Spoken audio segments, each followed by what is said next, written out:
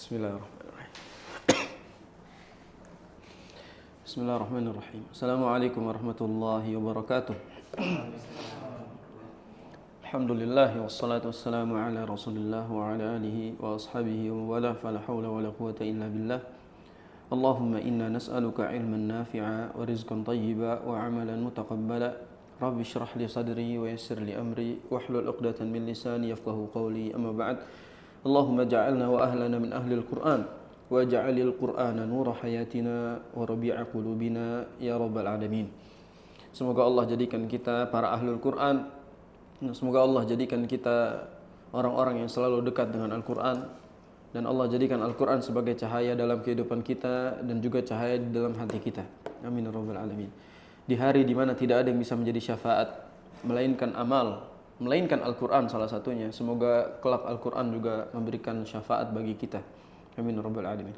Insyaallah kita akan kembali membahas sifat ahli Al-Quran. Ini tema yang luar biasa agung, tema yang sangat luar biasa. Sebagaimana sudah kita sampaikan bahwasanya ilmu yang terbaik yang dipelajari oleh seorang hamba adalah ilmu Al-Quran. Harusnya jurusan paling mahal itu jurusan Quran, bukan kedokteran. Karena memang yang paling mahal adalah ilmu Al-Quran. Jadi bahkan sekarang profesi yang paling murah justru guru Quran. Padahal harusnya dia jadi profesi paling mahal karena dia membahas ilmu paling mahal. Ya, kalau misalnya mau dituntut para ahlul Quran, mereka punya nilai yang sangat tinggi di sisi Allah Subhanahu wa taala. Sebutlah manusia merendahkannya, tentu Allah yang meninggikannya. Innallaha yarfa'u bihadzal kitab aqwaman wa yadh'u bihi akharin, kata Nabi sallallahu alaihi wasallam. Sungguhnya Allah mengangkat suatu kaum karena memuliakan Al-Quran. Dan Allah juga menghinakan suatu kaum karena menghinakan Al-Quran. Sehingga dengan meninggikan Al-Quran, kita ditinggikan derajatnya di dunia dan di akhirat. Dan ini akan kita bahas di antara sifat-sifat ahli Al-Quran. Ketahuilah di antara sifat ahli Al-Quran itu bukanlah sebagaimana zahir yang kita lihat di zaman sekarang. Ahli Al-Quran adalah yang suaranya merdu, ahli Al-Quran adalah yang terkenal, ahli Al-Quran adalah yang imam di mana-mana. Bukan seperti itu. Kitab ini akan membuka mata kita bahwasanya menjadi ahli Al-Quran tidak semudah itu. Nanti kita akan lihat standar minimal orang-orang ahlul Quran itu baca Qurannya kayak gimana. Standarnya seperti apa. Makanya sebenarnya kitab ini sudah kita bahas dibagi menjadi 3 pembahasan penting. 3 pokok pembahasan. Yang pertama yaitu sifat para ahlul Quran dengan Quran. Jadi bagaimana ta'amul ma'al Quran. At-ta'amul ma'al Quran. Ta'amul ma'al Quran itu kalau bahasa kita muamalahnya dengan Quran. Yang kedua membahas tentang hati para hamilul Quran, hati para ahlul Quran. Yang paling dalam yang pembahasan ini, hati mereka bagaimana Allah pilihkan mereka. Yang ketiga permasalahan tentang bagaimana sifat kelakuan perbuatan mereka. Jadi kalau yang pertama ini soal bagaimana kedekatan dengan Quran, yang kedua soal kualitas hatinya, yang ketiga soal bagaimana amalannya. Ini pokok yang akan kita bahas. Dan yang akan kita bahas hari ini, pada kesempatan hari ini insyaallah adalah poin yang pertama, yaitu sifat para hamilul Quran, para ahlul Al-Quran. Kita samakan ya, hamil dengan ahlul sama. Jadi para hamilul Quran atau para ahlul Quran dengan Al-Quran. Jadi tema besar kita adalah muamalahnya ahlul Quran dengan Quran.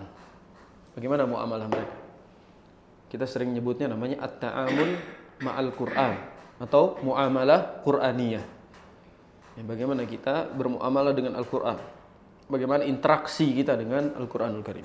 Kalau ada misalnya orang ngaku ahlul Quran, tapi kelakuannya, tapi kedekatannya dengan Al-Quran dipertanyakan, itu aneh. Maka standar-standar yang akan kita sebutkan adalah bagaimana sifat mereka, kedekatan mereka dengan Al-Quranul Karim. Itu yang disebut sebagai as-sifat al-muta'alliqah bihamilil Quran ma'al Quran. Sifat yang berkaitan dengan para hamilul Quran dengan Quran. Fanabda bi awal qala al-muallif waffaqahullah. Ya, berkata muallif waffaqahullah, beliau menyebutkan fanabda bi awwali hadhihi sifat wa hiya as-sifatul muta'alliqah bi hamilil Quran ma'al Quran. Itu sifat yang berkaitan dengan para hamilul Quran bersama Al-Quran. Di kedekatan mereka dengan Quran seperti apa? Lihat, kita bahas. Fa inna sahibal Qur'ani lahu unsun bihadzal Qur'ani al-azim. Lahu unsun, bukan anis. Itu bukan anis cara bacanya. Lahu unsun bihadzal Qur'anil azim. Wa lahu ghibtah fihi azimatun jiddan. walahu ghibtatun fihi 'azimah jiddan. Walidzalika fa inna lahu ma'ahu sya'nan 'azima wa atharan wadihan bayyinan. Kata penulis, sesungguhnya para sahibul Quran, para ahlul Quran itu memiliki unsun bihadzal Qur'anil azim. Memiliki apa? Keakraban. Memiliki kenyamanan. Kita sebut kenyamanan. Jadi anis itu secara bahasa artinya orang yang paling nyaman dengan kita, paling dekat dan nyaman dengan kita, itu anis. Ya, jadi sering para ulama menyebutkan maksudnya sebaik-baik anis adalah kitab. Ya, sebaik-baik anis adalah kitab. Sebaik-baik teman yang kita paling nyaman, kita paling dekat sama dia adalah kitab. Sehingga Al-Quran itu adalah sebaik-baik tempat paling nyaman, tempat paling akrab dengan kita. Walahu ghibtah fihi 'azimatun jiddan. Para ahlul Quran itu memiliki ghibtah. Apa ghibtah? Ghibtah itu adalah iri, tapi irinya positif. Dia memiliki rasa yang iri ketika pembahasannya soal Al-Quran. Makanya Nabi SAW membahas bahwa tidak ada hasad kecuali pada dua perkara. Yang pertama, hasad atas tingginya kedekatan orang dengan Al-Quran. Bagaimana orang itu bisa membaca Al-Quran dengan kuantitas yang begitu banyak gitu. Kita iri sama dia, itu disebut ghibtah. Iri yang positif. Jadi para ahlul Quran itu memiliki rasa nyaman ketika dekat dengan Quran, dan dia selalu iri kepada orang-orang yang dekat dengan Quran. Walidzalika fa inna lahu ma'ahu sya'nan 'azima. Oleh karenanya dia juga memiliki kedudukan yang agung. Wa atharan wadihan bayyina, dan memiliki dampak yang jelas dan wadihan bayyina, dampak yang jelas gitu. Sama maknanya.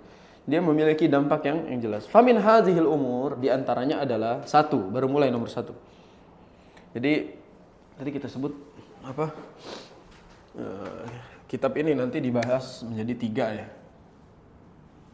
Yang pertama, interaksi dengan Quran. Yang kedua, kualitas hati. Yang ketiga, soal amalan. Tentu kita mulai dari interaksi dengan Al-Quran. Kita mulai nanti beberapa poin di sini, interaksinya dengan Al-Quran itu seperti apa, baik dari sisi kedekatan bacanya, bagaimana sensitivitas ketika membacanya, nanti baru masuk ke kualitas hati dan amalan. Nah, di sini penulis mengatakan, yang pertama adalah anna sahibal Qur'an idza istama'al Qur'ana arkhalahu sam'uh. Sesungguhnya para sahibul Qur'an ketika dia mendengarkan Al-Qur'an arkhalahu sam'uh, maka pendengarannya akan melunak. Pendengaran itu akan melunak. Itu yang disebut arkha. Jadi pendengarannya akan melunak. Wa asghalahu biqalbih, dan hatinya akan terpaut. Asghalahu biqalbih, dia akan terpaut. Walam yalihu anhu, dan dia tidak akan berpaling darinya.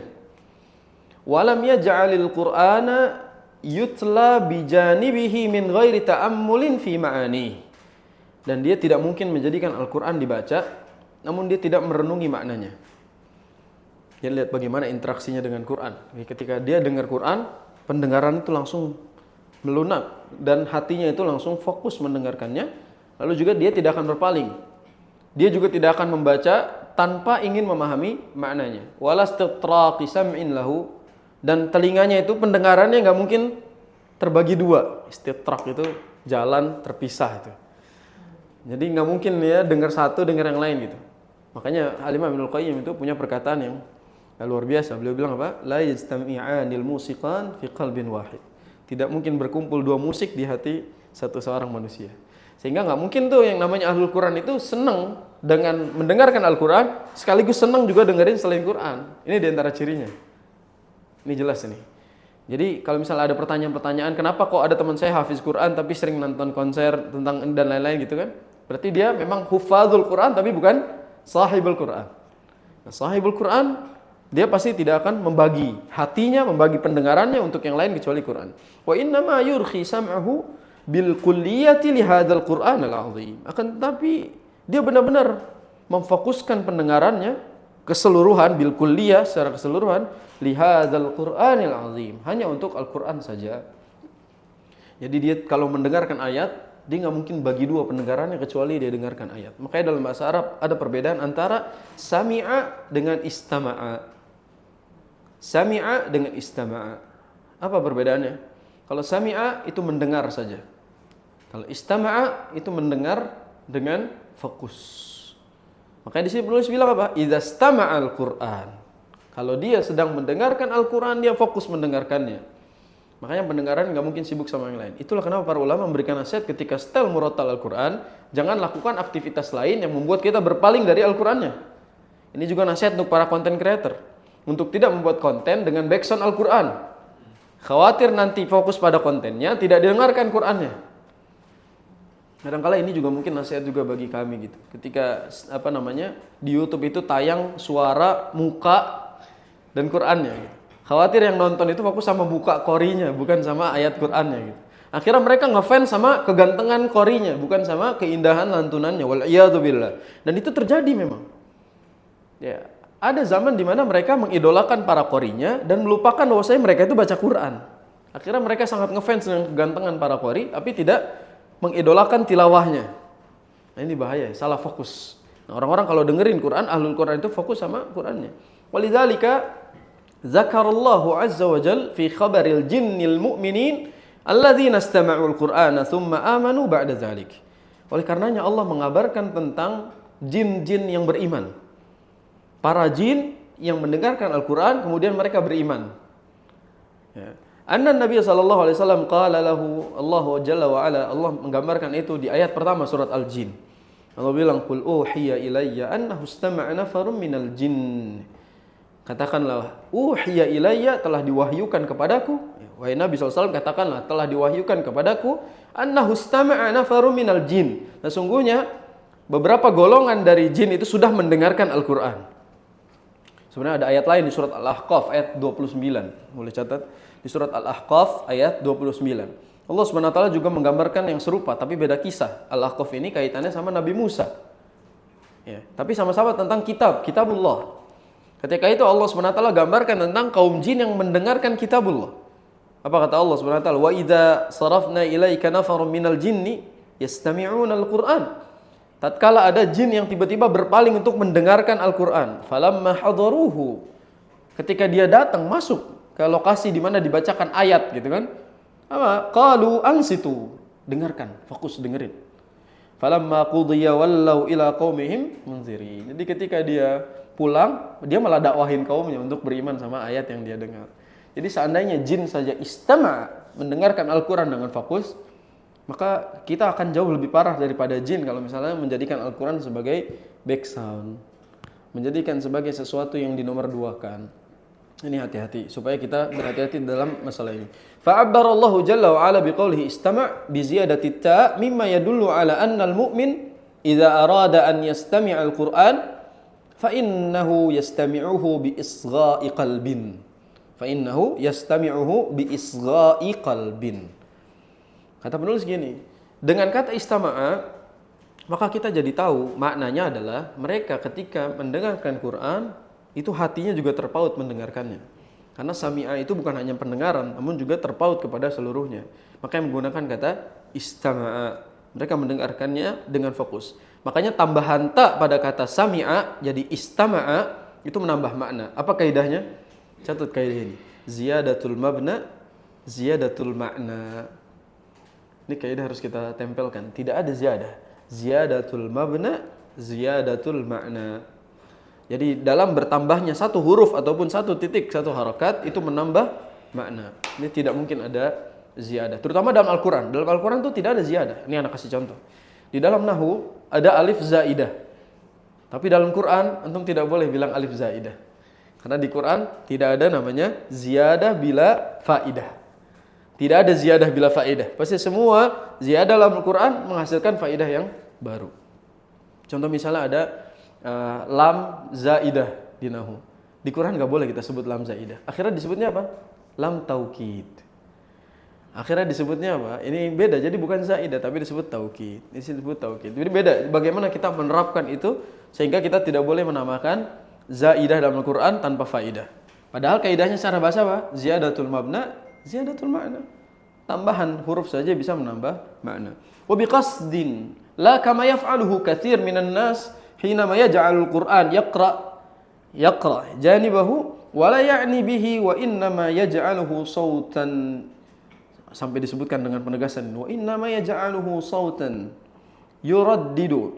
Di sini yuraddid bijanibihi. Jadi beliau bilang bahwa jangan sampai kita baca Quran tapi di sisi lain kita juga kayak seolah-olah berpaling sama bacaan yang lain. Ya, kita baca ini tapi baca yang lain juga. Kita dengerin Quran tapi dengerin yang ini juga. Ini akan berpaling. Fa innahu fi hadhil hal laisa muttasifan bi sifati ahli al-Quran ma'al Quran. Orang yang seperti ini tidak disifati sebagai ahlul Quran dalam interaksinya dengan Al-Quran. Alladzina yastami'una al-Quran hadhihi sifatun min sifatihim. Orang-orang yang menjadikan Al-Quran itu sebagai pendengarannya fokus dengan Al-Quran saja, maka itu diantara sifat mereka. Jadi interaksi yang pertama dari sisi apa? Pendengaran. Mereka bukan hanya soal sami'a, mereka istama'a. Mereka mendengarkannya sebagai sarana melunakkan hati. Jadi kalau ada orang mendengarkan Quran untuk tidur, nah itu belum jadi Al-Quran nih. Namanya Abu Naum nih. Sehingga kalau orang misalnya mendengarkan murattal hanya untuk tidur saja, tentu dia bukan Ahlul Quran. Karena Ahlul Quran gak mungkin tidur dengan dengerin Quran. Karena orang-orang beriman ketika dibacakan Al-Quran apa? Innamal mu'minuna idza dzukirallah wajilat qulubuhum wa idza tuliyat 'alaihim ayatuh zadatuhum imana. Jadi orang-orang beriman itu ketika mereka disebut nama Allah bergetar hati mereka. Ketika dibacakan ayat-ayat Allah bertambah iman mereka. Ya nggak ada tuh namanya Ahlul Quran, orang beriman itu dibacakan Quran malah tidur. Ya, karena dia itu justru bertambah keimanannya kepada Allah SWT. Orang sekarang itu kalau ditambah bacaan Qurannya, bertambah batuknya. Panjang aja tuh imam, batuk dia di belakang tuh. Nah, kita pengalaman sebagai imam-imam Ramadan ini, imam-imam taraweh. Semakin kita panjang, batuk di belakang makin kencang gitu. Makin panjang. Kalau udah nah udah beda tuh. Ya banyak orang tidak terima ketika ayatnya panjang. Ya, kadang-kadang saya malu sendiri gitu. Ketika kita minta Allahumma balighna Ramadan, begitu nyampe Ramadan, pengen cepet-cepet kelar tarawehnya gitu. Bingung kadang-kadang. Mau distandarisasi dengan siapa sih gitu? Standarisasi dengan sahabat nggak nyampe, apalagi dengan Rasul, mau sama siapa gitu? Di standarnya kita ini mau disandarkan kepada siapa? Sholat kita nggak seberapa panjang, tapi berharap masuk surga di surga yang sama gitu. Ini kadang-kadang kita khawatir gitu. Jangan-jangan kita kepedean.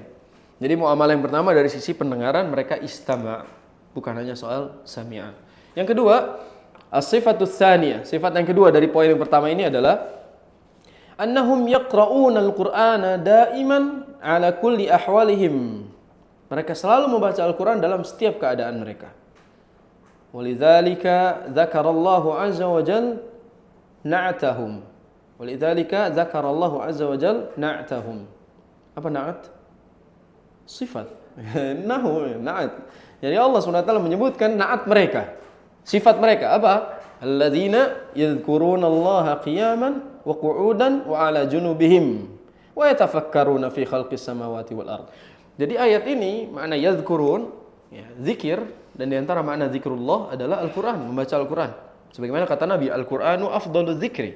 Al-Qur'an adalah sebaik-baik zikir. Maka ketika orang baca Al-Quran, Ahlul Quran itu dalam keadaan berdiri, dalam keadaan duduk, dalam keadaan berbaring, dia selalu baca Al-Quran. Dalam setiap keadaan dia selalu berusaha untuk membaca Al-Quran. Jadi Al-Quran itu diantara ciri-cirinya ketika dia macet di jalanan itu tidak nyetel Spotify, nyetel musik. Tapi dia baca Quran sendiri. Dia selalu baca. Jadi kita punya bahasa gini, kalau kita malas baca, minimal kita dengerin Quran. Jadi kalau kita malas bacanya sendiri, ya dengerin Quran. Jadi selemah-lemahnya iman para penghafal Quran itu dengerin murattal untuk murojaah. Selemah-lemahnya. Ketika dia sudah mulai berpindah pada musik dan lagu-lagu, ini diragukan. Bukan diragukan hafalannya, diragukan kedudukannya sebagai ahlul Quran. Kalau hafalan, jujur kita ketemu banyak sekali orang, hafalannya Masya Allah kuat. Tapi sama musiknya juga masih kuat. Sama lagunya masih kuat. Hafalannya kuatan dia daripada kita. Kenapa bisa begitu? Ini ujian dari Allah SWT. Seolah-olah kita itu dibilangin tuh, dia aja denger musik hafalannya kuat, kamu juga dengerin musik aja lah gitu. Ini gangguan, godaan. Supaya kita pada akhirnya juga ikut sebagaimana mereka kerjakan. Maka kadang-kadang tidak dilihat dari hafalannya, dilihat dari intensitasnya. Bagaimana intensitas dia membaca Al-Quran, disitulah kita tahu dia itu ahlul Quran. Fal mu'min bitab'ihi qari'un lil Quran ala kulli ahwali. Seorang mukmin itu secara tabiatnya adalah pembaca Al-Quran dalam setiap keadaan. orang mukmin. Jadi standar minimalnya seorang mukmin itu adalah orang yang selalu baca Al-Qur'an pada setiap keadaannya. Dzakirun lillahi jalla wa ala, selalu ingat kepada Allah Subhanahu wa taala. Bal inna min kathrati qiraatihi lil Qur'an rubbama syaghalahu qiraatul Qur'ani an du'a'it talabi wal musa'alah. Ana ulang biar harokatnya benar. Rubbama syaghalahu qiraatul Qur'ani an du'a'it talabi wal musa'alah. Wal musa'alah. Ini Masya Allah maknanya. Jadi para ahlul Quran itu, orang-orang beriman itu sebenarnya standarnya para pembaca Al-Quran dalam setiap keadaan. Lalu kata beliau, bahkan inna min kasrati qiraatihi lil Quran, saking banyaknya mereka membaca Al-Quran, boleh jadi bacaan Quran mereka, tilawah mereka menyibukkan mereka dari meminta kepada Allah Subhanahu wa taala. Jadi baca Quran mereka saking seringnya, saking sibuknya, lebih intens, lebih banyak daripada doanya, daripada mintanya. Ana dengar waktu itu ada salah seorang Gus itu, dia pernah ceramah tentang tema ini. Dia dibawa juga dalil hadis yang nanti akan kita baca. Dia bilang bahwa saya kalau ditanya lebih baik banyak doa apa banyak baca Quran. Kata beliau lebih baik baca Quran. Karena ada hadis. Dia bacakan hadis ini. Dan dia juga bacakan hadis nanti ada di bawahnya itu lebih detail lagi. Jadi kalau ditanya mana yang lebih afdal, banyak minta atau banyak baca Quran? Sebenarnya dua-duanya afdal. Tapi orang yang selalu baca Quran dan saking seringnya baca Quran sehingga dia sibuk sampai lupa baca doa, minta sesuatu kepada Allah, tenang dia juga dapat. Jadi dia bisa dapat apa yang tidak dia sempat minta kepada Allah Subhanahu wa taala melalui tilawahnya. Bulan Ramadan kita sibuk tilawah Al-Qur'an sehingga kita lupa baca doa di waktu-waktu yang mustajab. Enggak apa-apa, kita tetap dapat apa yang kita tidak minta itu. Apa dalilnya? Lihat hadis. Rawan Nasa'i min hadis Atiyah Al-Aufi an Abi Sa'id Al-Khudri. Ini hadis radhiyallahu anna Nabi sallallahu alaihi wasallam qala Allahu jalla wa ala, hadis qudsi. Man syaghalahu dzikri an musa'alati a'taituhu afdala mimma u'tiya sa'ilin. Apa kata Allah Subhanahu wa taala? Barang siapa yang disibukkan selalu mengingat diriku, zikri itu bisa dibilang baca Quran itu maknanya. Barang siapa yang sibuk karena membaca Al-Quran an musa'alati, sehingga dia itu tidak banyak musa'alah. Musa'alah itu apa? Minta-minta. Dia tidak banyak minta kepada Allah Subhanahu wa taala gara-gara dia banyak tilawah. Apa kata Allah? A'taituhu afdala mimma u'tiya sa'ilin. Aku akan memberikannya lebih baik daripada yang diminta oleh orang-orang yang minta. Lihat jaminannya. Aku akan berikan yang lebih afdal, lebih baik daripada orang-orang yang menadahkan tangannya banyak meminta kepada Allah Subhanahu wa taala. Berarti sibuk baca Quran itu enggak rugi kan? Kita sibuk aja baca Quran. Bahkan di antara misalnya lagi tawaf gitu. Antum tawaf baca Quran. Ketika tawaf baca Quran. Kecuali nanti ketika rukun yamani dan ini antum mau berdoa, tapi sisanya antum murajaah Al-Quran. Ketika sa'i baca Quran, di perjalanan itu baca Quran, kecuali di tempat-tempat berdoa khusus. Enggak ada masalah. Kita punya posisi yang sama sebagaimana hadis ini. Kita banyak baca Quran, itu juga mendapatkan apa yang diminta oleh orang-orang yang menadahkan tangannya meminta. Jadi biasa aja. Makanya ketika kita manasik itu tidak ada doa khusus misalnya yang dibaca dalam setiap putaran atau dalam setiap rangkaian sa'i gitu. Kita kalau baca Quran boleh. Kita bisa baca Quran di momen-momen tersebut. Sebagaimana kita harus tahu bahwa musa'alah itu memang diperintahkan oleh Allah. Tapi kalau sampai kita baca Qurannya sibuk sehingga kita tidak sempat musa'alah, tenang, kita diberikan afdol daripada kita meminta. Kenapa begitu? Karena boleh jadi orang yang meminta dalam keadaan butuh, sedangkan orang yang baca Al-Quran dalam keadaan ingat kepada Allah Subhanahu wa taala. Yang satu butuh doang, yang satu beneran ingat. Jadi Allah tahu apa yang sedang dia butuhkan. Kan kalau minta doang gampang. Orang gak sholat pun bisa minta kepada Allah Subhanahu wa taala. Tapi orang yang baca Quran, orang yang selalu ingat kepada Allah, sebenarnya dia juga butuh, tapi dia selalu berusaha ingat kepada Allah. Rumus tentang fadhkuruni adzkurkum itu berlaku dalam ayat ini. Ketika kita mengingat Allah Subhanahu wa taala dengan tilawah Al-Qur'an, maka Allah juga tahu apa yang sedang kita butuhkan hari tersebut. Makanya kadang-kala yang seperti ini itu dilupakan atau diremehkan, padahal baca Al-Qur'an itu afdal. Walidzalika fa inna sahibal Qur'an hina ma yanshaghilu bil Qur'ani an du'ain wa ibadah. Oleh karenanya para sahibul Quran tatkala mereka disibukkan dengan baca Al-Quran sehingga lupa doa gitu kan, lupa beribadah yang sunnah gitu.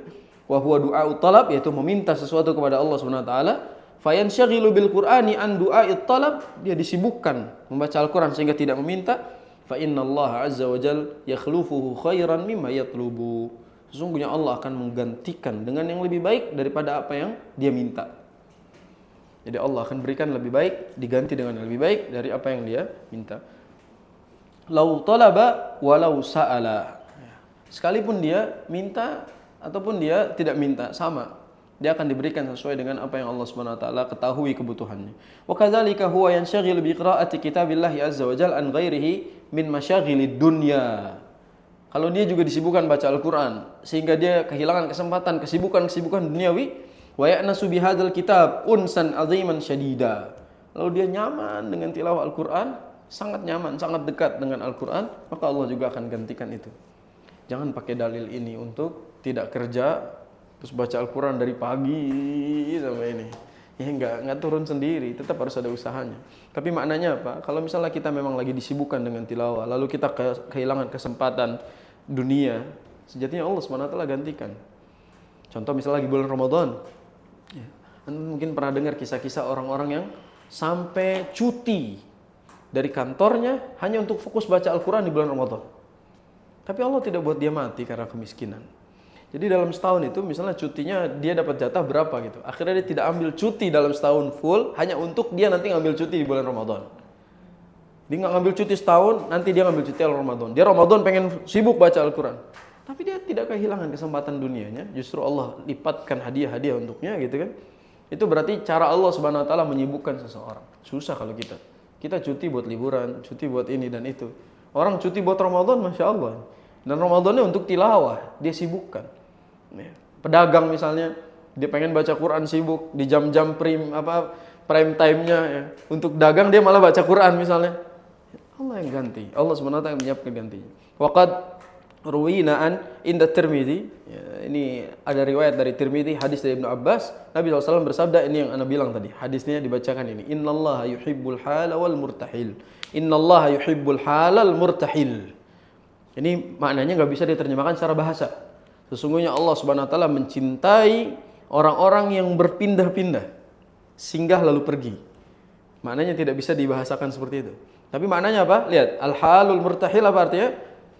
Alladzi yuhibbuhu Allahu jalla wa ala ay alladzi ma in yantahi min khatmi kitabillahi azza wa jalla hatta yarji'a ilaihi marratan ukhra fayaqra'uhu qira'atan kamilatan fama in yantahi min qira'ati suratin nas illa wa yabda ba'da zalika bi qira'atil fatihati liyakhtima marratan ukhra ba'da zalik.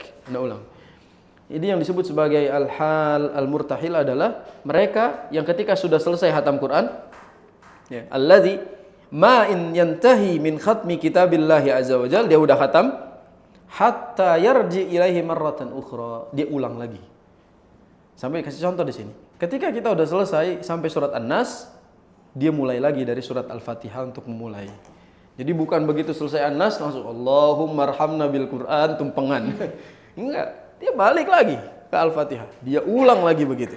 Dia tidak lihat dia sudah ada di finish, dia balik lagi ke Al-Fatihah. Jadi seolah-olah nggak ada berhentinya. Jadi al-hal al-murtahil adalah orang yang kayak nggak ada finishnya gitu. Dia berhenti di An-Nas balik lagi. Jadi dia menganggap setelah An-Nas itu Al-Fatihah. An-Nas, Al-Fatihah, balik lagi An-Nas, Al-Fatihah, terus diputar sampai dia. Itu al-hal murtahil. Jadi kalau sudah selesai khatam, jangan merasa beres, tapi lanjutkan ke kesempatan berikutnya. Kadang-kala ada orang bulan Ramadan tuh, dia punya target khatam 3 kali. Selesai di malam ke-15 sudah 3 kali. 15 terakhir dia nggak baca Quran lagi. Dengan alasan targetnya sudah selesai. Padahal jangan dibuat target dengan angka, tapi dibuat dengan durasi aja. Selama bulan Ramadan ini, saya tidak akan lewatkan 1 menit pun kecuali untuk baca Quran. Nanti hasilnya berapa kali khatam belakangan. Jangan dihitung-hitung. Jadi kadang-kadang saya tidak pernah ngajarin tahun kemarin 10, tahun ini harus 20. Nggak mesti. Yang penting kita tidak ada menit di bulan Ramadan yang disia-siakan kecuali kita isi dengan baca Quran. Pun di hari-hari ini, termasuk hari-hari ini kita bisa baca Al-Quran dan kita tidak boleh merasa selesai kalau sudah khatam. Makanya tumpengan setelah khataman Quran kan budaya kita aja itu. Kita merasa sudah selesai. Karena dulu ngalamin juga di masa kecil. Anak ngaji dari 3 tahun. Dari usia anak 3 tahun. Sudah masuk pengajian. Jadi ketika anak 5 tahun, anak udah khatam Al-Quran. 5 tahun Anda udah hatam tilawah Al-Quran ke guru ya. Jadi baca di usia 5 tahun itu sudah hatam Al-Quran. Mungkin orang tua Anda dulu belum paham, dibuatlah tumpangan di kampung. Tumpangan hataman Al-Quran karena anaknya ini sudah hatam Al-Quran. Dibuat tumpangan. Ini budaya tentunya. Ya, banyak orang-orang mengapresiasi itu. Padahal apa? Gara-gara itu akhirnya kita merasa sudah pernah baca Quran semuanya. Akhirnya dia tidak balik lagi. Akhirnya apa? Kecintaannya hilang. Dia merasa saya sudah pernah hatam, sudah cukup. Tidak perlu saya ulang lagi. Kayak orang disuruh hatam Al-Quran, dibilang udah pernah. Jadi dia nggak mau lagi. Nah, al-hal murtahil itu orang yang tidak pernah merasa berhenti. Dia terus. Dia akan terus memutar itu sampai dia selesai. Walakin liya'lam al-muslim anna sahibal Quran laisa bil ghali wala bil jafi. Orang muslim harus tahu bahwasanya sahibul Quran itu bukan yang ghali, bukan yang jafi. Ini udah pernah kita bahas makna ghali dengan jafi. Jadi bukan orang yang berlebihan, bukan orang yang meremehkan. Dia tengah-tengah. Fahuwa la yakhtimul Quran illa fi thalath ittiba'an li wasiyatin Nabi SAW. Dia tidak menghatamkan Al-Quran. Standarnya itu, ngatamin Al-Quran itu 3 hari sekali. Standarnya. Sebenarnya paling cepat itu 3 hari sekali. Makanya kalau antum pernah dengar ada orang yang seharinya 1000 kali hatam Quran, wallah itu ngarang. Ngarang. Katanya dari habis maghrib sampai isya berapa ribu kali gitu. Ngarang itu. Ngarang. Bagaimana bacanya dia? Bagaimana bacanya? Nggak bisa. Minimal, ini standarnya Nabi SAW. Ini hadisnya terkenal. Hadis Abdullah bin Amr bin Al-As. Di mana Rasul SAW memerintahkan beliau. Abdullah bin Amr bin Al-As bertanya kepada Rasul. Kadar baca Quran itu harusnya minimalnya berapa? Kata Nabi SAW, hatamkan dalam waktu 1 bulan. Kata Amr bin Al-As, saya kuat lebih dari itu. Ya sudah kalau gitu 20 hari. Kata beliau, saya masih kuat lebih dari itu, masih bisa. 15 hari. Lalu katanya, saya juga masih sanggup dari itu. Kata Rasul 7 hari. 7 hari hatamnya. Dia bilang, saya masih sanggup daripada itu. Sampai Rasul bilang apa? Jangan sampai kamu kurang dari itu, dari 7 hari itu. Sampai batas terakhirnya adalah 3 kali. Makanya hadis yang paling terkenal di hadis riwayat Bukhari dan Muslim adalah Nabi bilang, la yafqah man qara al-Quran fi aqalli min salas. Tidak dikatakan orang yang paham baca Al-Quran ketika dia menghatamkan Al-Quran kurang dari 3 hari. Pakai hadis ini buat orang-orang yang ngalor ngidul itu. Orang yang ngibul-ngibul sama cerita-ceritanya itu. Sampai cerita mereka itu Masya Allah. Kalau sudah jadi ulama itu, di kuburannya masih buka Quran katanya. Jadi ada Syekh Fulan, Habib Fulan ketika digali kuburannya, lagi baca Quran, duduk katanya gini. Kata dia bilang apa? Tutup lagi kuburannya, jangan kasih tahu katanya kalau dia baca Quran. Allah, dia bisa baca Quran di kuburan. Siapa yang naruh mushaf di situ gitu? Siapa yang lepas talinya sehingga dia bisa duduk begitu? Khurafat orang-orang seperti ini. Aneh, makanya Nabi SAW buat standar. Standar minimal 3 hari. Jangan di bawah itu. Ustaz, Imam Syafi'i 60 kali hatamnya sebulan. Berarti dia sehari 2 kali. Itu tidak seumur hidupnya. Itu satu momentum. Para sahabat juga pernah di bawah itu. Mereka bisa menghatamkannya di bawah itu. Tapi bukan rutinitas. Di sini dijelaskan sama penulis. Beliau bilang, fa inna khatmal Qur'ani fi aqal min salas li ahwalin muayyanah. Kita sengaja menghatamkan Al-Quran di bawah 3 hari, au aghradin muhaddadah, atau karena tujuan-tujuan di bawah itu. Para ahlul ilmi, para ulama mengatakan apa? Jaza ma'al karahah. Boleh tapi makruh. Misal Ramadan kita targetkan, kita pengen sekian setiap Ramadan gitu, ditargetkan setiap Ramadan gitu. Itu hukumnya boleh tapi makruh.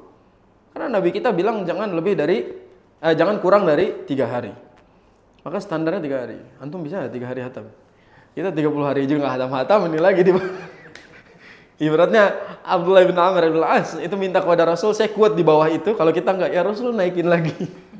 40 hari boleh enggak? 50 hari boleh enggak? Jadi nawarnya ke atas, bukan ke bawah. Kualitas kita beda. Zakara dzalika Abu Ubaidah Al-Qasim Ibn Sallam fi kitab Fadail Al-Quran. Beliau bilang gini, wa ala dzalika yahmilu ma naqala an Utsman wa Tamim ad-Dari radhiyallahu anhuma annahuma kana yakhtimanil Quran fi lailatin la ala sabilid daimumah. Lihat harakatnya. Fi lailatin la ala sabilid daimumah. Pernah ada riwayat di mana Utsman dan Tamim ad-Dari itu menghatamkan Al-Quran dalam 1 malam. Namun ini bukan rutinitas. Pernah sekali momen hidupnya gitu, pernah. Kita bisa selesai dalam 1 malam, tapi enggak rutin. Wa inna ma fi ahyan makhsusah, di beberapa keadaan aja. Imma li fadli zamanin, boleh jadi karena memang keutamaannya, contoh Ramadan misalnya, au fi hali iqbali 'ala Allah jalla wa ala ghairi dzalik, atau dia lagi memang bermunajat kepada Allah satu harian penuh baca Quran, maka dia bisa menghatamkannya seharian. Ini perhitungan ana, ya, 30 juz itu kurang lebih 1 juz 20 halaman. 20 halaman 1 juz. Dikali 30 berarti berapa? 600-an halaman. 600-an halaman. Dalam 24 jam dikurangin waktu sholat 1 jam, sebutlah 23. Dia nggak tidur nih. Dia nggak tidur. Silahkan bagi sendiri waktunya bagaimana cara menyelesaikannya, kecuali dengan tempo terbiasa baca Quran. Ini bisa dipastikan. Orang yang bisa hatam sehari baca Al-Quran, satu, tilawahnya udah lancar. Kalau terbata ayu, itu nggak nyampe itu. Nggak nyampe. Jadi durasi dia setengah jam itu minimal harus kena 3-4 halaman. Setengah jam. Jadi dia bisa lebih dari itu. Sebutlah dalam 1 jam dia dapat 1 juz, mungkin kekejar bisa. Tapi kalau misalnya enggak, ya nggak mungkin. Contoh misalnya ada rekaman Al-Quran 30 juz, itu durasinya cuma 4-5 jam gitu. 30 juz. Sebutlah segitu waktu yang dibutuhkan bagi mereka yang lancar dan hafal Quran. Tiba-tiba ada orang yang ngarang dari maghrib sampai isya bisa 1000 kali hatam, gimana itu cara bacanya? Suhu dia. Ya kita nggak mungkin bisa ada di titik itu. Maka minimal posisinya itu ya 3 hari. Fal maksud annal muslim innama yahtimul Quran fi aqalli ahwalihi fi kulli thalath.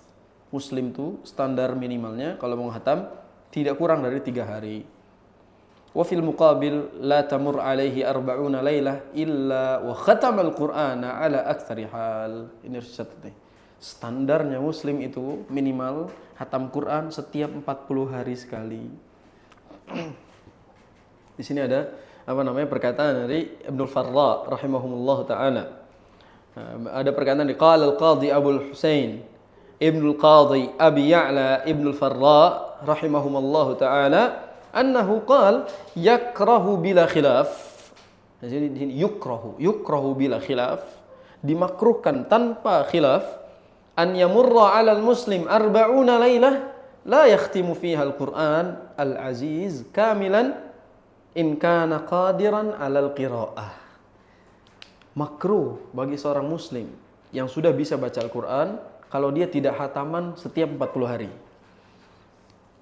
Standar itu. Standar. Jadi seorang muslim kalau udah bisa baca Quran 40 hari sekali itu hataman. Itu standar. Kita kadang-kadang nggak pemanasan, pengen Ramadan hatam Quran 10 kali, yang ngimpi. Harus pemanasan dulu, siap-siap dulu dari sebelum itu. Kita harus sudah terbiasa dulu 40 hari. Biasanya orang itu kan naik ya. Dia terbiasa itu semakin naik kualitasnya. Mungkin pertamanya 40 hari, berikutnya 30 hari, berikutnya 20 hari, naik gitu, lama-lama. Jadi dia lama-lama terbiasa. Ini orang buka Quran nggak pernah, tiba-tiba hafal hatamannya banyak gitu. Curiga kita bacanya gimana. Maka orang-orang kalau mau terbiasa, dan di sini standarnya adalah jangan sampai kita berlalu melewati 40 hari kecuali kita hatam Al-Quran. Biasakan tuh baca Al-Quran. Kayaknya sehari baca 5 halaman mudah ya. Sehari baca 5 halaman mudah. Mudah sebenarnya. Cuma sulit bagi kita itu karena kita nggak pernah mau berusaha untuk memulai. Atau misalnya sepelit-pelitnya kita, jangan lewati hari kecuali sudah baca Al-Quran minimal 1 halaman. 1 halaman. Dulu jamaah di tempat orang tua anak itu punya rutinitas one day one ayah, ngafal. Dimulai dari Al-Baqarah. Anak tinggal berapa tahun mondok, tiba-tiba Al-Baqarah udah selesai. Dia selesai. Al-Baqarah hafalan dari one day one ayah. Jadi ba'da subuh dia biasa untuk baca Quran sekaligus ngafal bareng-bareng halaqah gitu. Tiba-tiba orang-orang yang sudah rutin istiqomah baca itu udah selesai Al-Baqarahnya ngafal. Sekarang juga udah selesai hafalannya, udah nggak tahu kemana kali. Hafalannya udah nggak ada lagi. Dulu pernah hafal. Sehingga mereka itu mulai dengan hal yang kecil, sehari 1 halaman. Dia butuh waktu berapa tahun? Kayaknya 3 tahunan lebih gitu buat hafal Al-Baqarah. Berarti bisa kan ya? Kita yang kadang-kadang tidak mau mulai. Ini kan bukan ngafal, baca. Ini kan baca sebenarnya. Kadang di mobil kita bingung mau ngapain, akhirnya kan nyetel radio, nyetel musik dan lain-lain. Padahal bisa baca Quran, bisa sebenarnya. Apalagi jadi penumpang bisa baca Quran. Jadi supir aja bisa. Kita jadi supir aja bisa baca Al-Quran. Walidzalika fa innal muslim laisa bil jafi wala bil ghali. Seorang muslim tuh enggak boleh jafi, enggak boleh ghali. Walaisa bitarik wala bil mu'tadi. Tidak meninggalkan, tidak juga berlebihan. Fi hadzal kitabil azim. Ya berlebihan tadi Anda bilang dari maghrib sampai isya bisa 2000 kali misalnya hatam, itu aneh. Itu yang seperti ini tadi ya, dia terlalu berlebihan di dalam perkataan. Apalagi di kuburan bisa pasti baca Quran tuh sih ngarang gitu ya. Orang-orang seperti itu ngarang, jelas-jelas tidak boleh diyakini. Secara logika nggak bisa diterima. Makanya kalau ada orang merasa sudah jadi ulama, sudah berfatwa sana sini, tapi tidak menyarankan baca Al-Quran, maka kita nafikan keberadaannya. Sebab standarnya seseorang ada pada Al-Qurannya. Bahkan standar kita dalam mengambil ilmu kepada seseorang adalah Al-Qurannya. Standar minimal seorang muslim dari sisi Al-Qurannya. Mana mungkin misalnya ada seorang da'i sudah bisa menafsirkan ayat tapi baca Al-Qurannya belepotan. Kok bisa dia lewatin tilawah langsung tafsir? Sedangkan para jurusan-jurusan Quran itu syarat utamanya hafal 30 juz. Syarat utama ngambil fakultas Quran di UI misalnya di Madinah, itu harus hafal 30 juz di tes. Baru bisa masuk fakultas Quran. Kalau nggak bisa ya masuk fakultas syariah lah. Masuklah fakultas yang lain gitu. Kalau mau masuk fakultas Quran dia harus hatam 30 juz hafalan. Itu baru dia bisa belajar ilmu Quran, tafsir dan lain-lain. Jadi kalau ada orang tiba-tiba bisa menafsirkan ayat ini dan itu padahal baca Al-Quran yang nggak benar, gimana ceritanya gitu? Ya kita aja heran kok dia bisa tiba-tiba nafsirin ayat padahal baca juga nggak benar, hafal juga enggak, bisa bahasa Arab juga enggak, tiba-tiba jago nafsirin Quran, keren. Tiba-tiba kajiannya pakai papan tulis, nulis angka dan lain-lain, kan gitu. Ini kadang-kadang kita bingung kok bisa seperti itu. Ya, jadi jangan mentang-mentang kita hafal nomor ayat, tiba-tiba kita boleh menafsirkan ayatnya. Sebab dalam hal tersebut ada stepnya, minimal tilawahnya dulu yang benar. Ya, minimal tilawahnya juga bisa dipertanggungjawabkan. Itu sifat yang kedua. Berarti yang pertama dari sisi apa? Pendengaran. Yang kedua dari sisi tilawah. Ya, tilawahnya berapa kali tadi minimalnya? Berarti jangan lewat 40 hari dalam hidup kita kecuali kita hatam 30 juz. Tilawah. Oke lah kita tuh banyak dosanya, banyak sibuk dan lain. Kali 2 aja lah. 40 kali 2, 80 hari. Kita kasih standar, kita dapat setengahnya aja nggak apa-apa lah. 80 hari, jangan lewat 80 hari kecuali kita hatam Quran. Kalau nggak bisa lewat hafalan, minimal lewat tilawah. Anda pernah dapat info dari imam-imam Masjid Istiqlal itu, mereka bilang, kita itu setiap hari murojaah minimal 5 juz. Paling males 3 juz. Paling males. Jadi kalau ada penghafal Quran, murojaah dalam satu hari, di bawah 3 juz, dipertanyakan. Karena minimal standarnya, minimal murojaah 3 juz. Lagi rajin 5 juz sehari. Berarti minimal dia akan selesai 30 juz dalam 6 hari. Seminggu sekali dia hatam dengan hafalan. Kan normal berarti kan? Kalau mereka memang betulan itu murojaahnya jelas. Kadang-kadang penghafal Quran tapi sudah tidak lagi kelihatan baca Qurannya itu gimana gitu. Padahal yang kita bahas adalah interaksi dengan Quran. Ada misalnya namanya Al-Hafiz belakangnya udah. Fulan Al-Hafiz. Di bawahnya udah Quran Reciter. Di bawah namanya. Qori Amar TV. Allah. Tapi ketika ditanya baca Quran hari ini belum juga. Kebanyakan endorse. Memang kayak gini-gini aneh. Kok bisa orang banyakkan endorse tiba-tiba masih bilang penghafal Quran. Ya, jadi jangan bermudah-mudahan lah gitu dalam masalah-masalah seperti ini. Kan sekarang jelek akhirnya para penghafal Quran itu gara-gara kelakuan-kelakuan mereka yang tidak mencerminkan para ahlul Quran. Atau para mantan-mantan pondok tahfidz Al-Quran tiba-tiba sekarang kelakuannya begini dan begitu. Akhirnya tidak mencerminkan sebagai Al-Quran. Gak usah jauh-jauh ke nomor ini. Lihat aja dulu ininya. Sekarang gimana? Jangan jadi alumni penghafal Quran. Kalau jadi alumni ini ya udah selesai dia. Kita harus interaksinya dengan Quran itu lebih dekat. Supaya kita punya kesempatan lebih dekat dengan Al-Quran. Dan saya pernah mengatakan bahwa kalau kita pernah ziyadah dalam durasi tertentu, murojaah kita seumur hidup. Jadi kalau kita pernah ngafal Quran dalam durasi tertentu, sesungguhnya murojaah kita seumur hidup. Kita nggak punya waktu kecuali untuk terus memurojaah hafalan kita. Bahkan penghafal Quran itu adalah orang yang paling sering mengulang hafalannya. Baru disebut sebagai penghafal Quran. Kalau pernah, jangan diakui. Karena dia tidak menjaga kualitas hafalan. Minimal sholat-sholat mereka ketahuan lah. Bagaimana dia murojaah ayat-ayat dan bagaimana dia selalu intens membaca Al-Quranul Karim. Yang berikutnya adalah yang ketiga.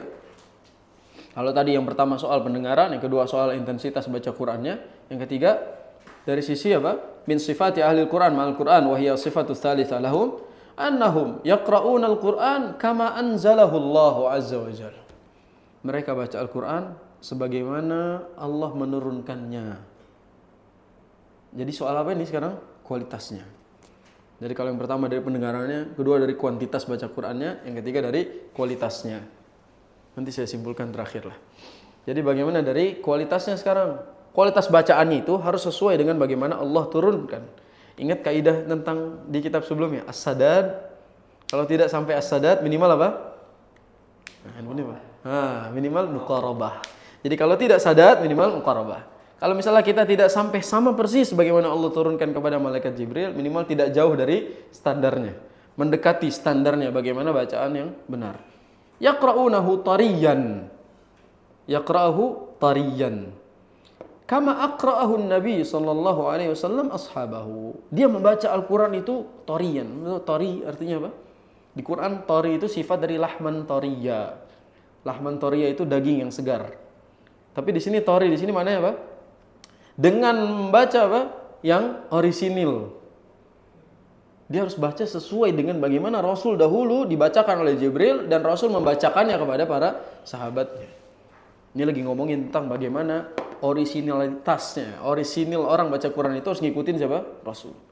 Maka kalau sekarang ada tiba-tiba orang ngarang dengan gaya baca ini dan itu, padahal tidak sesuai dengan standar Rasul membacanya, keluar dari kaidah tari ini.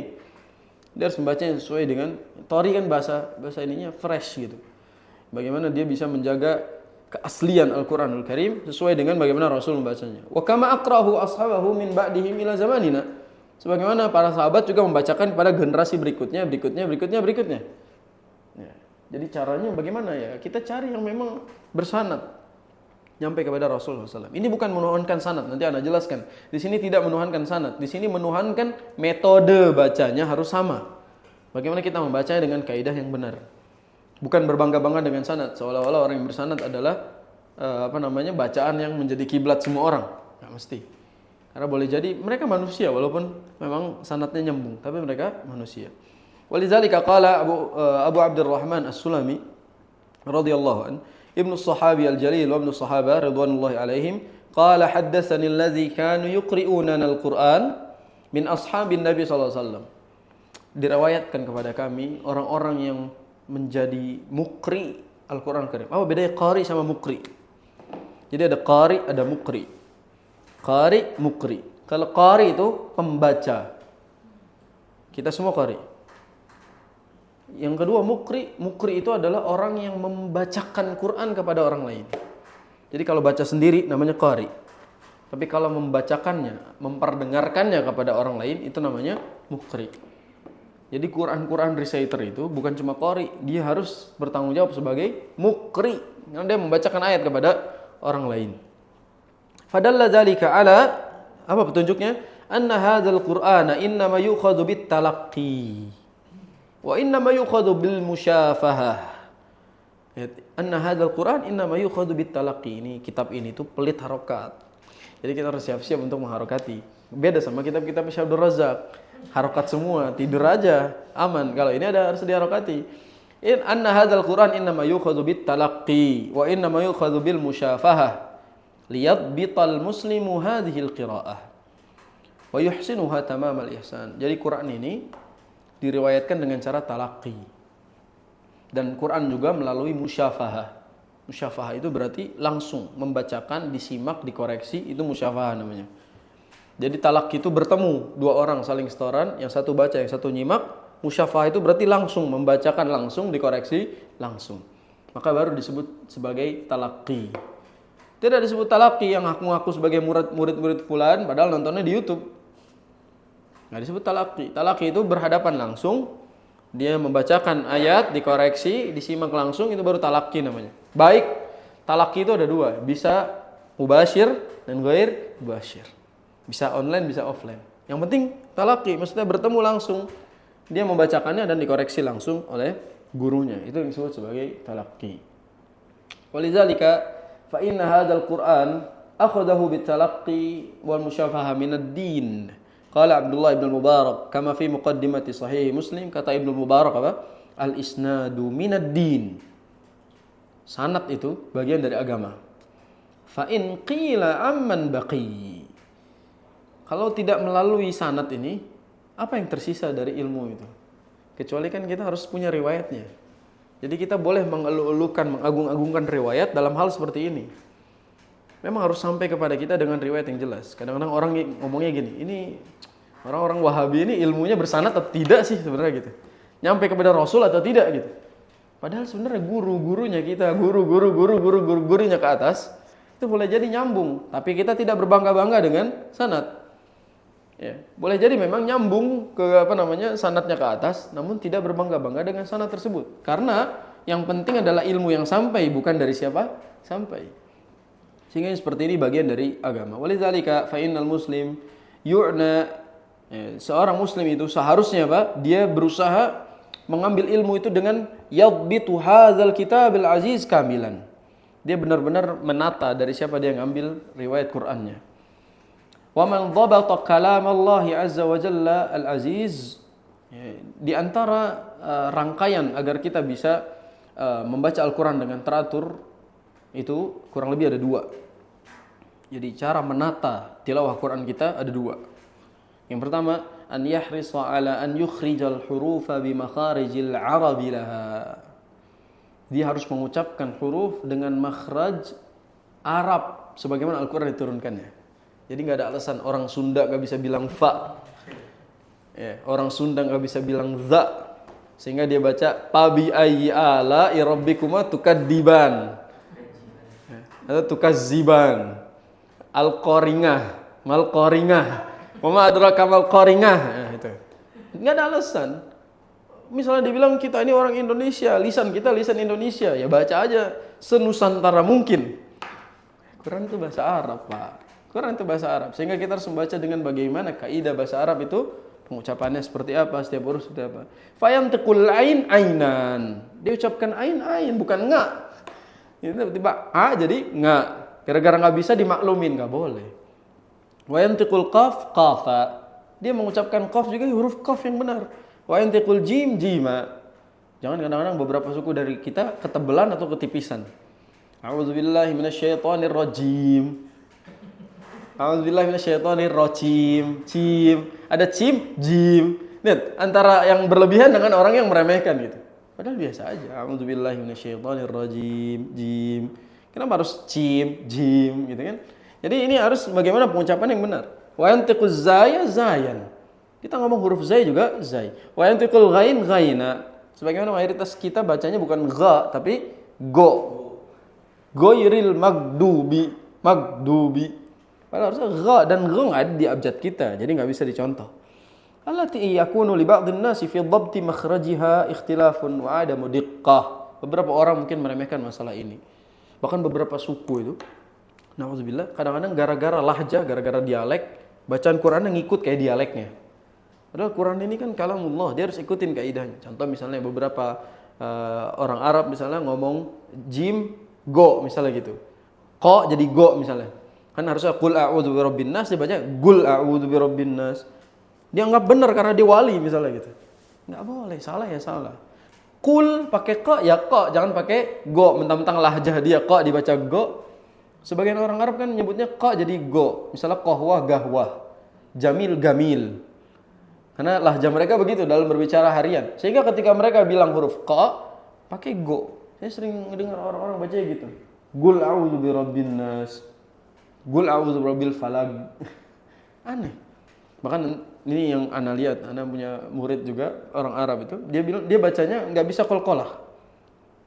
Jadi dia itu enggak bisa baca qalqalah. Arab memang tidak bisa qalqalah, tapi orang Indonesia nyangkanya setiap ada qalqalah Arab gitu.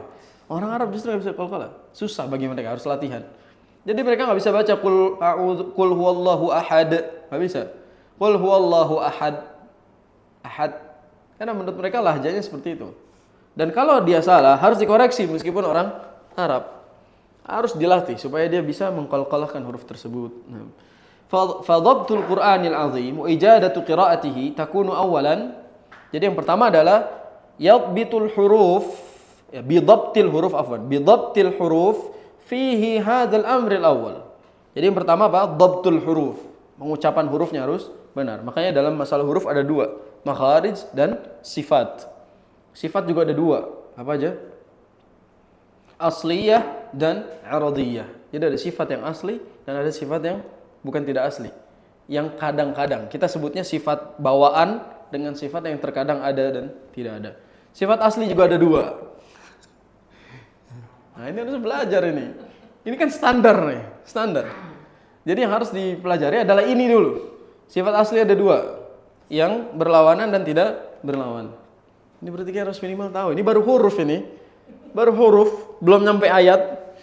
Sehingga kita harus tahu makhraj, sifat. Sifat ke bawah, ke bawah, ke bawah, ke bawah, ke bawah, ke bawah. Itu harus kita pahami.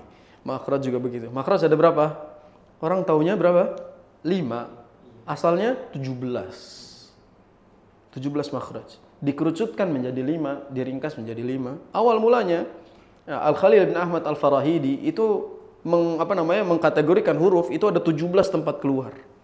Akhirnya dalam tajwid diringkas, dikumpulkan, nanti dibagi-bagi. Al-halqu ada segini, ini ada segini, ada segini, totalnya ada 5. Jadi 17 diringkas jadi 5. Yang 5 nggak tahu, buru-buru yang 17. 5 aja nggak nyampe kan gitu. Ini kita harus banyak belajar tentang Quran ini sebelum ke yang lain-lain gitu. Sebelum ngomongin subuh pakai kunut apa enggak, belajar sifatul huruf. Penting gitu. Karena ini fardu ain. Baik, yang kedua, yakunu zalika bi dhabti syaklihi. Hal yang pertama soal huruf, yang kedua soal harokat. Jadi kita ketika baca Quran tuh harokatnya jangan main-main. Kenapa harokat? Tentu harus tahu. Kalau kita mungkin sebagai ajam, sebagai orang yang non Arab, pasti harokat ngikutin bagaimana ayatnya kan gitu.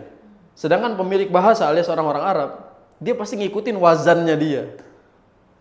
Jadi wazan dia yang dijadikan patokan. Jadi kadang-kadang kalimatnya apa, dia bacanya dengan harokat apa. Misalnya ayatnya yakhtim misalnya, dia baca yakhtam misalnya gitu. Ya, banyak ayat-ayat kayak gitu dia baca dengan harokatnya, lahjahnya dia. Jadi dia nggak ngikutin tapi pakai lahjahnya dia. Anak sering nyimak itu. Kayak gitu juga dia bacanya, ngasal. Ada satu contoh tadi pagi. Nah, dia ayatnya itu kan irtadda yartaddu. Kalimatnya gitu. Wa may yartad. Di Quran itu wa may yartadid minkum. Yartadid. Dia bacanya pakai lahjah dia. May yartad minkum. Padahal kan ayatnya ya may yartadid minkum. Kenapa bisa begitu? Karena memang dari sisi wazan dia kembali lagi ke wazannya. Irtadda yartaddu. Tapi Quran ini bunyinya yartadid. Berarti dia harus membiasakan itu dari situ. Tapi di sini yang dimaksud bidhabti syakli adalah apa yang disebut dengan itmamul harakat. Tulis ini, nggak ada di buku. Itmam al-harakat. Itu sempurnanya harakat. Raf'ul marfu', yansibul mansub, wa yakhfidul majrur. Ya, kita nasabkan yang nasab, rafa'kan yang rafa', dan jarkan yang jar. Harus jelas. A, I, U itu harus jelas. Jangan A dibaca O. Ya, kadang-kadang U juga jadi O. Nah, makanya orang-orang Indonesia itu nyangkanya huruf isti'la adalah huruf yang berbunyi O. Makanya nggak jarang baca ro jadi ro. Harusnya kan bunyinya fathah, dan fathah itu bukan O. Jadi bunyinya ra. Ra terbuka, bukan ro, tapi ra. Dan dia bukan O. Begitu juga go, bukan go tapi ra.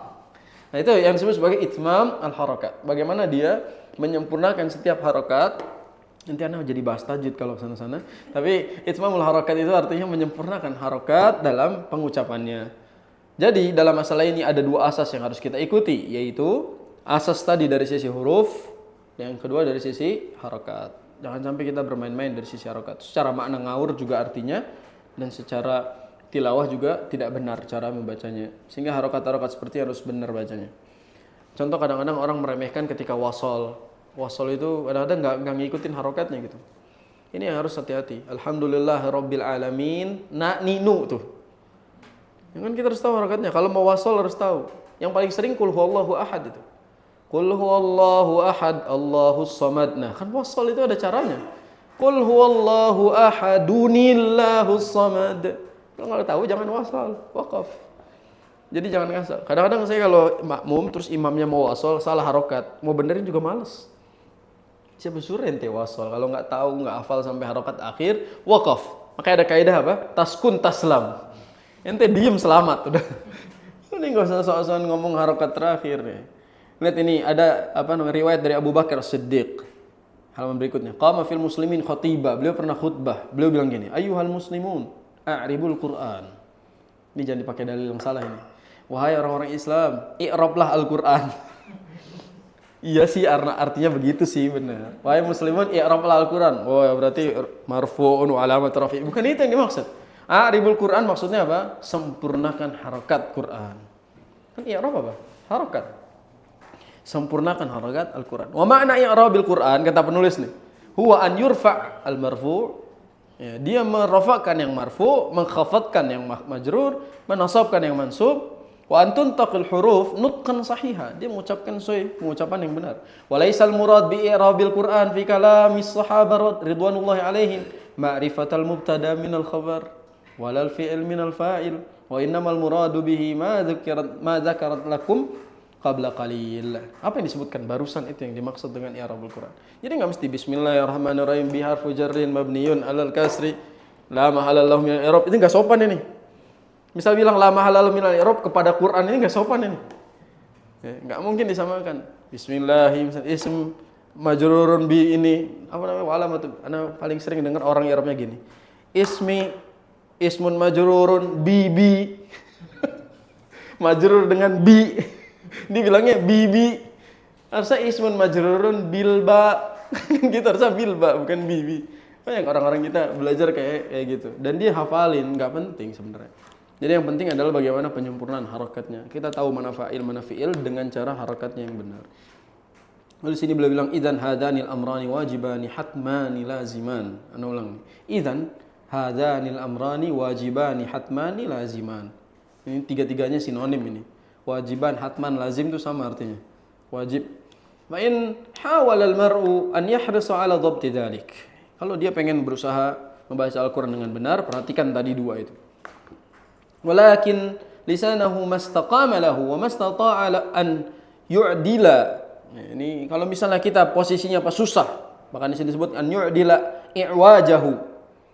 Ya, wajah itu kalau kita terbata-bata susah dalam mengucapkannya, fa innahu yusabu ma'a dzalika fadlan minallahi jalla wa ala. Tetap dikasih pahala kalaupun susah. Kalaupun kita susah tetap dikasih pahala. Karena ada hadisnya. Alladzi yaqra'ul Qur'ana wa huwa mahirun bihi ma'as safaratil kiramil barara. Orang yang baca Al-Qur'an dan dia mahir baca Qur'an. Maksudnya udah bisa gitu baca Qur'an, dia bersama malaikat yang mulia. Walladzi yaqra'ul Qur'ana wa huwa syaq, dalam riwayat lain wa huwa alaihi syaq. Wa huwa syakun alaihi falahu ajran. Dan barang siapa yang baca Quran tapi dia kesulitan. Pada riwayat lain disebutkan wa yatata'u fi. Yatata'u. Dia terbata-bata ketika membacanya, falahu ajran, bagi dia 2 pahala. Anak kadang-kadang ditanya mau mahir apa terbata-bata baca Quran. Lah yang terbata-bata pahalanya 2 gitu. Enggak apa-apa lah kita enggak mahir-mahir, yang penting pahalanya 2. Dengan syarat apa? Ajrul qiraah wa ajrul masyaqqah. Pahala baca dan pahala kesulitannya. Yang penting dia mau berusaha, nggak bisa bilang gha, nggak bisa bilang dha, nggak bisa bilang sa, nggak apa-apa. Yang penting dia berusaha untuk mempelajarinya. Dia berusaha untuk sampai ke titik itu. Jadi ingat kalau nggak sadat minimal muqarabah. Wa mal mandub fi dzalika fa innahum dzakaru anna al mandub minhu an yata'allama al mar'u ilma tajwid fa inna ilma tajwid mandubun ta'allumuh. Yang disebut sunnah itu mempelajari ilmu tajwid. Adapun bacanya fardu ain. Jadi hukum membaca Al-Quran dengan baik dan benar itu fardu ain. Kan tapi tahu hukumnya ikhfa izhar itu namanya fardu kifayah. Bahkan sebagian ulama menyebutnya mandub sunnah. Jadi kalau wajib itu bacanya yang benar. Enggak apa-apa antum enggak tahu hukumnya apa, yang penting bacanya benar. Karena itu yang utama menjadi kewajiban kita. Lihat di halaman berikutnya. Penulis bilang para ulama itu menyebut bahwasanya anna naqla ilmi tajwid innama huwa tauqifi. Ilmu tajwid itu sebenarnya adalah perkara yang tauqifi. Apa maksud tauqifi? Tauqifi itu yang datangnya langsung dari Allah Subhanahu wa taala. Memang dalam riwayat begitu ya. Tapi kalau dalam susunannya terbagi ini, jenisnya ini, itu teori manusia. Ya, makanya kalau ditanya kapan ilmu tajwid muncul, saat turun. Tapi siapa yang menyebut ikhfa, izhar dan lain-lain? Ya, para ulama. Siapa yang membagi ikhfa jadi sekian, izhar jadi sekian, hukum nun mati hukum itu para ulama. Apakah itu disebut bid'ah? Apakah kita katakan bahwasanya hukum nun sukun ada 4, ada 5 bid'ah? Enggak.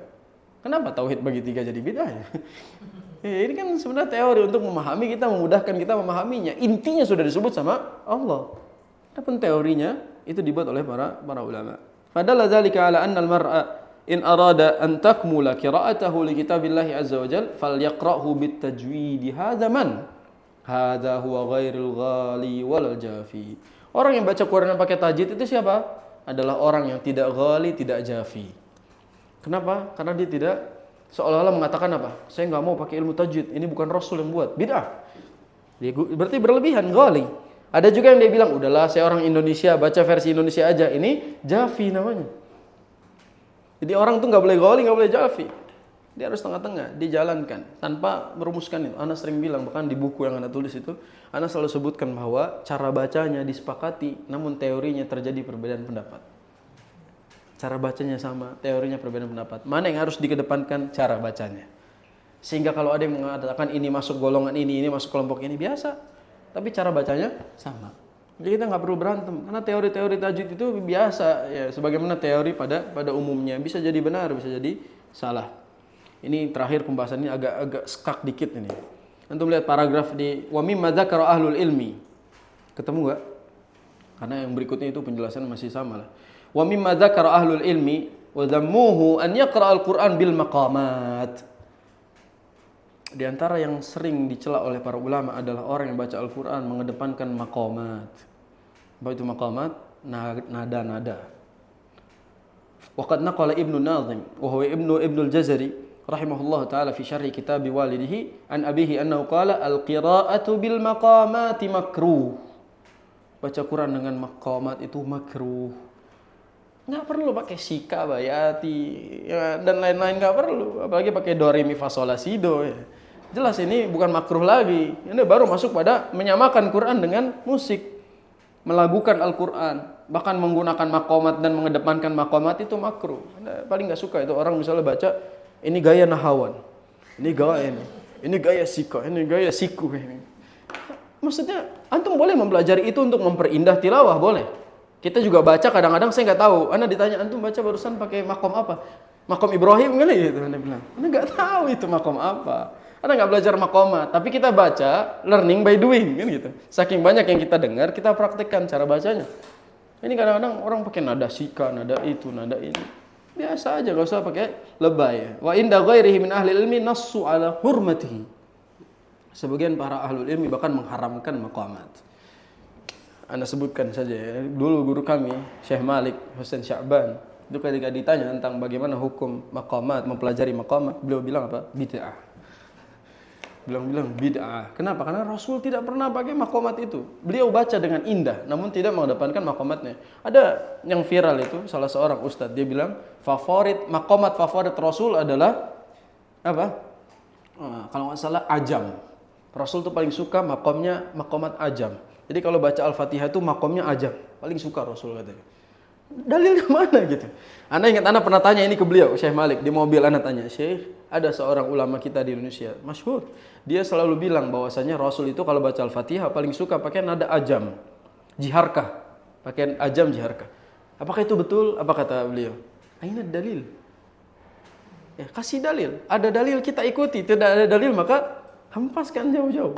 Kok bisa disampaikan begitu? Apakah ada dalil dari Rasul? Aku paling suka maqam jiharkah, paling suka? Enggak ada. Sehingga yang seperti ini tidak boleh dituhankan gitu. Sini beliau bilang annal mar'a idza qara'a al-Qur'an bi hadhil maqamat fa inna hadhil maqamat innama hiya maqamatu ghina. Ini adalah maqamat ghina. Makanya tadi ketika ada yang pakai do re mi fa sol la si do itu ngikutin musik dan ini hukumnya haram. Hukumnya haram. Walaysat maqaman ya'riful Arab wa yaqra'una bihi. Orang Arab bahkan sebenarnya enggak tahu maqam itu. Ya, maka jangan sampai kita bergantung pada maqam sampai kita benar-benar melupakannya. Lihat kesimpulan bawahnya. Idzan qadiyatu anna al-qira'ah hunaka fihi ghalin fil qira'ah wa hunaka mufritun fiha ghairu muhsin laha. Wal mu'min hamilul Qur'an wasat baina hadzainil amrayn. Jadi seorang muslim itu tengah-tengah, enggak memikirkan itu berlebihan, tidak meremehkannya juga. Dia baca, kadang-kadang mereka pakai dalil zayyinul Qur'ana bi aswatikum. Perindah Al-Quran dengan suara kalian. Jadi kita harus belajar maqam. Nggak mesti. Perindah Quran dengan kaidah tajwid. Tadi ada dua, perbaiki huruf, dua perbaiki harokat. Indah bacaannya. Tidak perlu pakai nada-nada. Biasanya yang nadanya terlalu lebay-lebay itu, mereka tidak pernah talaki dengan para masyayikh. Kalau talaki nggak mungkin pakai nada seperti itu. Kita kalau lagi sholat tiba-tiba nadanya enak, bukan berarti kita khusus pakai maqamat. Tapi karena memang kita ya menikmati ayat dengan tilawah. Jadi jangan tanya makom apa gitu. Saya nggak tahu makom apa. Ya, makom keramat kali, Anda nggak tahu. Tapi intinya anak sama sekali tidak pernah belajar makomat. Jadi kadang-kadang nggak tahu kalau ditanya itu makom apa, makom apa. Pernah tahun berapa ya waktu itu ya? Waktu ada casting di Sunda Kelapa itu, Ana ingat. Casting buat Amar TV di Sunda Kelapa. Tahun berapa Mas Oki itu? Jadi pernah itu Ana jadi jurinya, diminta jadi jurinya untuk casting Amar TV jadi Qari. Itu yang masuk dari awal sampai akhir, nadanya template semua itu. Pakai nada-nada yang gitu biasa lah, liuk begitu. Kita mau nilai sama kayak yang tadi, sama kayak sama. Jadi mereka itu bacanya nggak paham tajwid, nggak paham ini, tapi dia baca pakai lagu aja. Jadi gara-gara lagu-laguan bacanya itu. Jadi aneh kedengarannya. Ini yang kayak gini-gini kita harus perbaiki ya. Kita baca dengan makanya Anda bilang makom apa? Makom nafsi. Makom Anda sendiri gitu. Anda nggak tahu itu makom apa. Nah, itu nasihat yang bisa kita ambil pada kesempatan kali ini dan semoga bisa bermanfaat ya. Cukup 3 dulu sifat dan itu dari sisi apa? Pertama dari sisi pendengaran yaitu istima.